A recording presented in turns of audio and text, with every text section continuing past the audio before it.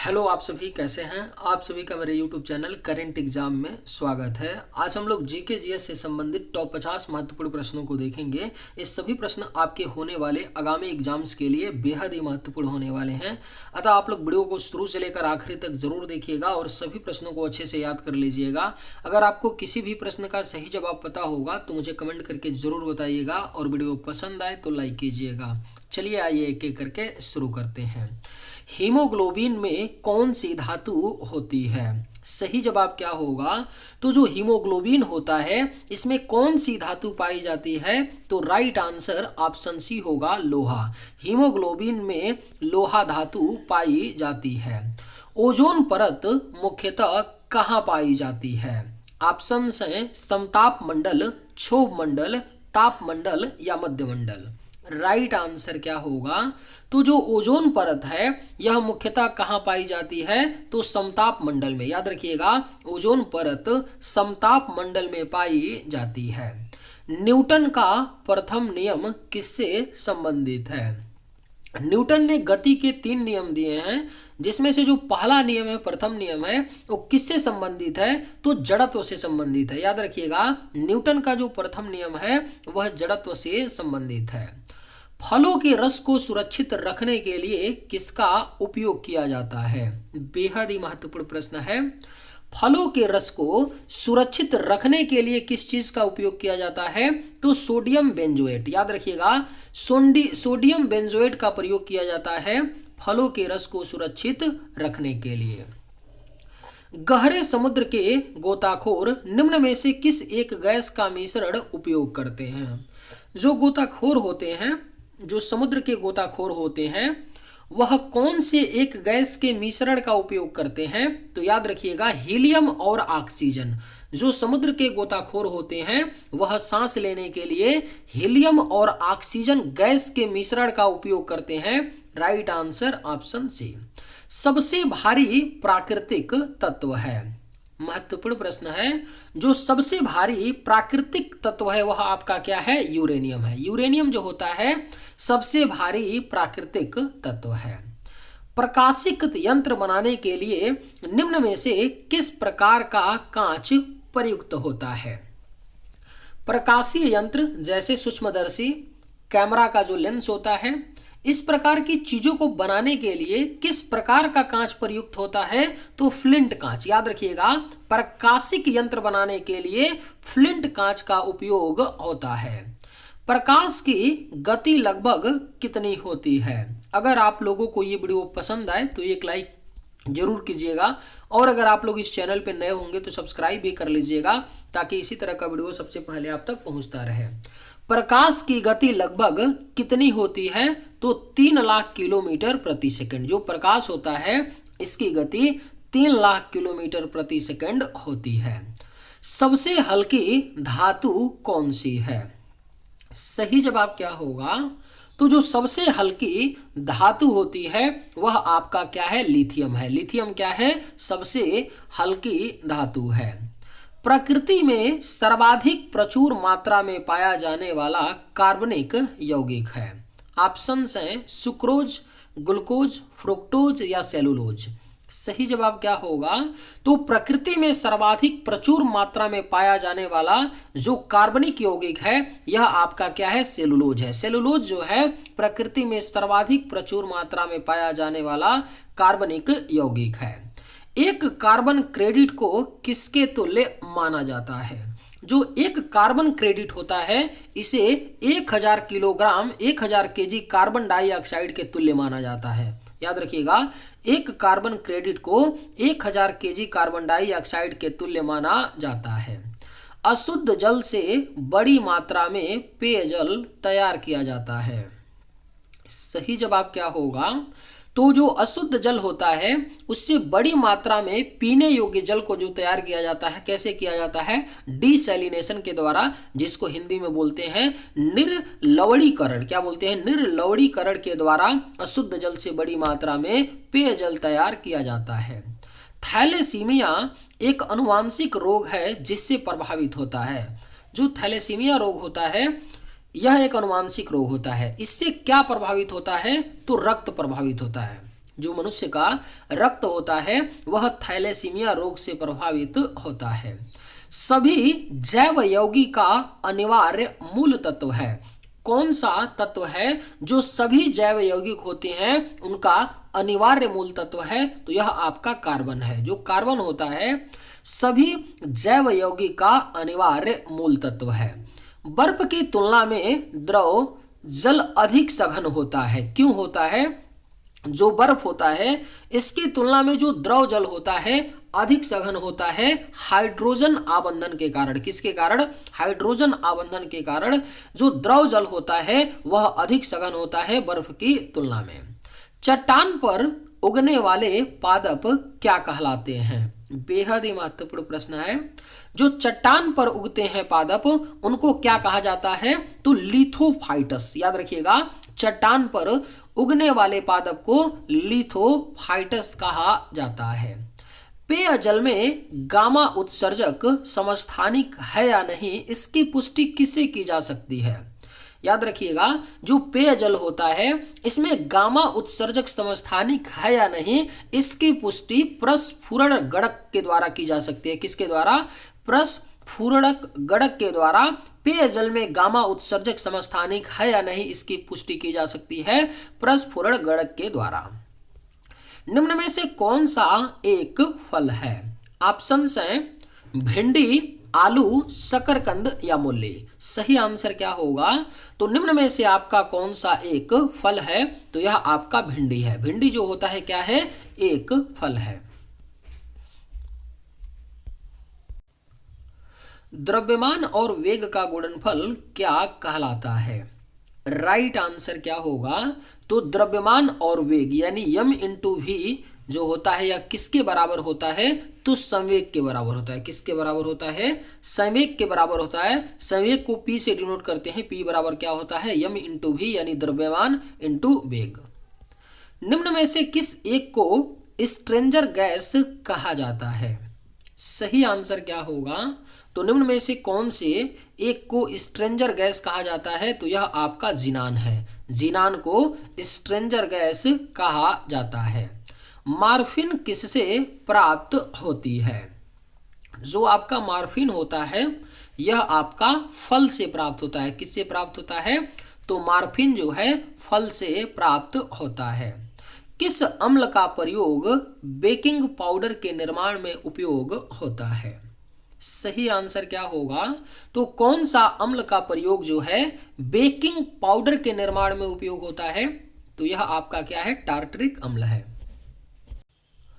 दूध में कौन सा प्रोटीन पाया जाता है? महत्वपूर्ण प्रश्न है। जो दूध होता है, मिल्क होता है, इसमें आपका एक प्रोटीन पाया जाता है। कौन सा? केसिन नामक प्रोटीन जो है दूध में पाया जाता है। लगभग कितने प्रकार के रासायनिक तत्व पृथ्वी पर पाए जाते हैं? तो याद आप लोग रखिएगा, लगभग कितने प्रकार के रासायनिक तत्व हैं जो पृथ्वी पर पाए जाते हैं? तो आपके 94 जो है रासायनिक तत्व पृथ्वी पर पाए जाते हैं। निम्न में से कौन संक्रमित मच्छर के काटने से नहीं होता है? ऑप्शंस हैं मलेरिया, डेंगू, पित्त ज्वर या प्लेग। सही जवाब क्या होगा? तो निम्न में से कौन संक्रमित मच्छर के काटने से नहीं होता है? तो यह आपका प्लेग है। प्लेग जो है संक्रमित मच्छर के काटने से नहीं होता है। बाकी मलेरिया, डेंगू और पित्त ज्वर क्या है? संक्रमित मच्छर के काटने से होता है। मानव शरीर में रक्त का कौन सा भाग जमने में मदद करता है? तो अगर मनुष्य के शरीर में रक्त की बात करें कि कौन सा भाग है जो जमने में मदद करता है, तो यह आपका प्लेटलेट्स है। प्लेटलेट्स जो है रक्त का भाग है जो रक्त को जमने में मदद करता है। मोती की रासायनिक संरचना है। अगर आप लोगों को ये वीडियो पसंद आए तो एक लाइक जरूर कीजिएगा और अगर आप लोग इस चैनल पर नए होंगे तो सब्सक्राइब भी कर लीजिएगा। मोती की रासायनिक संरचना है, कैसी है? Calcium carbonate. जो मोती होता है उसकी रासायनिक संरचना होती है कैल्शियम कार्बोनेट। वसा के जल अपघटन से मिलता है। जब वसा का जल अपघटन किया जाता है तो क्या मिलता है? गिलसराल मिलता है। याद रखिएगा, वसा के जल अपघटन से गिलसराल मिलता है। निम्न में से कौन सा अर्धचालक है? राइट आंसर क्या होगा? तो इनमें से कौन सा आपका अर्धचालक है? तो यह जर्मेनियम है। जर्मेनियम क्या है? अर्धचालक है। परमाणु का केंद्र क्या कहलाता है? जो परमाणु होता है उसके केंद्र को क्या कहा जाता है? तो नाभिक कहा जाता है परमाणु के केंद्र को, और परमाणु के नाभिक में न्यूट्रॉन प्रोटॉन होते हैं। ओरल सबम्यूकस फाइब्रोसिस का कारण है। जो ओरल सबम्यूकस फाइब्रोसिस एक रोग होता है, बीमारी होती है, इसका क्या कारण होता है? तंबाकू युक्त गुटखा। जो तंबाकू युक्त गुटखा खाने से ओरल सबम्यूकस फाइब्रोसिस नामक एक बीमारी होती है जो मुंह के अंदर होता है। बिजली के बल्ब का आविष्कार किसने किया था? राइट आंसर क्या होगा? तो जो बिजली का बल्ब है इसके जो आविष्कारक थे वो कौन थे? Thomas Edison. थॉमस एडिसन ने बिजली के बल्ब का आविष्कार किया था। पानी से भरी डाट लगी बोतल जमने पर टूट जाएगी क्योंकि? सही आंसर क्या होगा? तो जो पानी से भरी डाट लगी बोतल होती है वह टूट जाती है। ऐसा क्यों होता है? क्योंकि जमने पर जल का आयतन बढ़ जाता है। जब पानी जमता है ना, तो उसका आयतन क्या होता है? बढ़ जाता है। दो प्रकाश तरंगे परस्पर संबंध कहलाती हैं यदि उनके? सही आंसर क्या होगा? तो दो प्रकाश तरंगे परस्पर संबंध कहलाती हैं यदि उनके कलांतर समान हो। क्या समान हो? कलांतर समान हो।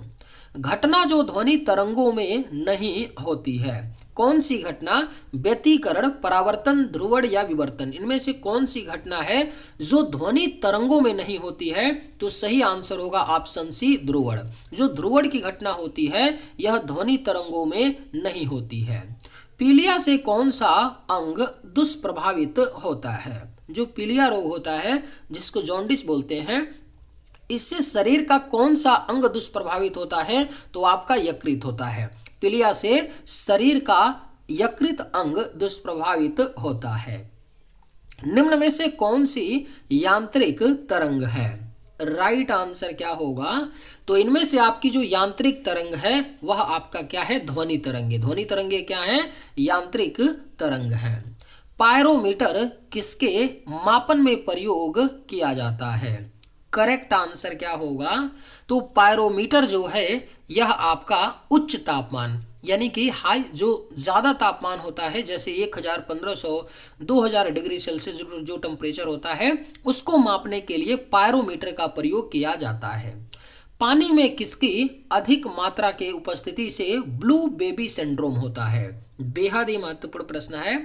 पानी में किसकी अधिक मात्रा के उपस्थिति से ब्लू बेबी सिंड्रोम नामक बीमारी होती है? तो नाइट्रेट। पानी में नाइट्रेट की अधिक मात्रा की उपस्थिति से ब्लू बेबी सिंड्रोम होता है। मानव भ्रूण का हृदय कब स्पंदन करने लगता है? जो मनुष्य के भ्रूण का हृदय होता है यह अपने परिवर्धन के चतुर्थ सप्ताह में, अपने परिवर्धन के चतुर्थ सप्ताह में जो मानव भ्रूण का हृदय होता है वह स्पंदन करने लगता है। सोनार अधिकांशतः प्रयोग में लाया जाता है। किसके द्वारा सोनार अधिकांशतः प्रयोग में लाया जाता है? तो नौ संचालकों द्वारा। किसके द्वारा? नौ संचालकों द्वारा सोनार अधिकांशतः प्रयोग में लाया जाता है। नाकनी संलक्षण उत्पन्न होती है। किसके द्वारा उत्पन्न होती है? जो नाकनी संलक्षण होती है यह फ्लोराइड के प्रदूषण द्वारा उत्पन्न होती है। किसके द्वारा? फ्लोराइड के प्रदूषण द्वारा नाकनी संलक्षण उत्पन्न होती है। मानव नेत्र का वह भाग जिसमें रक्त वाहिकाएं उपस्थित नहीं रहती हैं। बेहद ही महत्वपूर्ण प्रश्न है। मानव नेत्र का वह भाग जिसमें रक्त वाहिकाएं उपस्थित नहीं रहती हैं वह क्या है? कार्निया है। कार्निया में रक्त वाहिकाएं उपस्थित नहीं होती हैं। दर्पण में प्रतिबिंब का निर्माण किस कारण होता है? जो दर्पण होता है, मिरर होता है, उसमें प्रतिबिंब का निर्माण किस कारण होता है? तो परावर्तन के कारण। परावर्तन के कारण दर्पण में प्रतिबिंब का निर्माण होता है। मूत्र में प्रायः कौन सा विटामिन उत्सर्जित होता है? जो मनुष्य का मूत्र होता है इसमें विटामिन सी उत्सर्जित होता है। कौन सा? विटामिन सी उत्सर्जित होता है मूत्र में प्रायः। निम्न में से किसका निर्माण हमारे शरीर में नहीं होता है? ऑप्शंस हैं प्रोटीन, हार्मोन, विटामिन ए या एंजाइम। सही जवाब क्या होगा? तो निम्न में से किसका निर्माण हमारे शरीर में नहीं होता है? तो विटामिन ए, विटामिन ए का निर्माण हमारे शरीर में नहीं होता है। पेड़ पौधों में गैसों का आदान प्रदान कहाँ होता है? सही आंसर क्या होगा? तो पेड़ पौधों में जो गैसों का आदान प्रदान होता है वह पत्तियों में होता है, पत्तियों में होता है पेड़ पौधों में गैसों का आदान प्रदान। किस प्राणी के जीव द्रव्य में हीमोग्लोबिन का विलय हो जाता है? जो हीमोग्लोबिन होता है, कौन सा प्राणी है जिसके जीव द्रव्य में विलय हो जाता है? जीव द्रव्य क्या होता है? इसको बोलते हैं प्लाज्मा, है ना, प्लाज्मा को ही जीव द्रव्य बोलते हैं। तो कौन सा प्राणी है जिसके जीव द्रव्य में हीमोग्लोबिन विलय हो जाता है? तो केंचुआ, केंचुआ में जो हीमोग्लोबिन होता है वह प्लाज्मा में विलय हो जाता है। अगर मनुष्य के रक्त में बात करें तो मनुष्य के रक्त में प्लाज्मा में हीमोग्लोबिन नहीं विलय होता है, जो हीमोग्लोबिन होता है वह कहाँ पर होता है? आरबीसी में होता है ना। तो यही अंतर है। लेकिन आपके केंचुए में जो हीमोग्लोबिन होता है वह प्लाज्मा यानी कि जीव द्रव्य में विलय हो जाता है।